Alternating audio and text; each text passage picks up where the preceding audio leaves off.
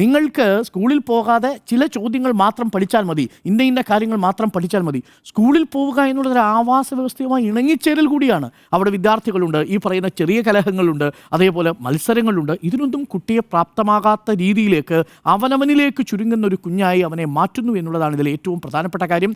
അത് തന്നെ കുട്ടിയെ സംരക്ഷിക്കാൻ കഴിയുന്നില്ല. അതുകൊണ്ട് ഇതൊരു തിരിച്ചൊരു ആവാസ വ്യവസ്ഥയെ സൃഷ്ടിക്കുക എന്നുള്ളത് അതത്ര എളുപ്പമല്ലെങ്കിലും ആ ഉത്തരവാദിത്വം നമുക്ക് ഏറ്റെടുത്തേ മതിയാകും. ഇന്ന് മുഖ്യമന്ത്രി നിർദ്ദേശിച്ചിരിക്കുന്ന ഒരു പ്രധാനപ്പെട്ട കാര്യം ഈ സ്കൂൾ പ്രൊട്ടക്ഷൻ ഗ്രൂപ്പ് ഉണ്ടാക്കണം എന്നുള്ളതാണ്. പഞ്ചായത്ത്, പോലീസ്, സ്കൂൾ അധികൃതർ, തദ്ദേശ സ്ഥാപനങ്ങളിൽപ്പെട്ട ആളുകൾ, അതേപോലെ അവിടുത്തെ പ്രാദേശികമായിട്ടുള്ള വ്യക്തിത്വം, ഇവരെല്ലാവരും കൂടി ചേർന്ന് ഒരു സ്കൂൾ പ്രൊട്ടക്ഷൻ ഗ്രൂപ്പ് ഉണ്ടാവുക. റെസിഡൻസ് അസോസിയേഷനുകളടക്കം ഓരോ ആഴ്ചയും അത് കൃത്യമായിട്ട് മോണിറ്റർ ചെയ്യുക.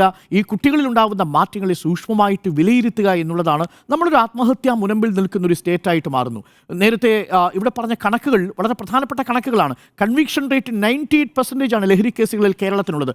ഇന്ത്യയിലെ തന്നെ നമ്പർ 1 കൺവിക്ഷൻ റേറ്റ് ഉള്ള സ്റ്റേറ്റിലൊന്നാണ്. ഇനി ഒരു കണക്കൂടി ഞാൻ പറയാം. കേരളത്തിൽ ഈ ജുവനൈൽ ക്രൈമുകൾ പിടിക്കപ്പെടുന്നുണ്ട്. ആ ക്രൈം എന്ന് പറയാൻ കഴിയില്ല. ഈ ജുവനൈൽ കുറ്റകൃത്യങ്ങളുടെ എണ്ണം കേരളത്തിൽ പെരുകുമ്പോഴും അതിൻ്റെ കൺവിക്ഷൻ റേറ്റും 90% അപ്പുറമാണ്. അതൊരു പ്രധാനപ്പെട്ട സൂചനയാണ്. കാരണം എന്താ, കള്ളക്കേസുകളിൽ കുട്ടികളെ നമ്മൾ കൊടുക്കാറില്ല എന്നുള്ളതൊരു മെസ്സേജും കൂടിയാണ്.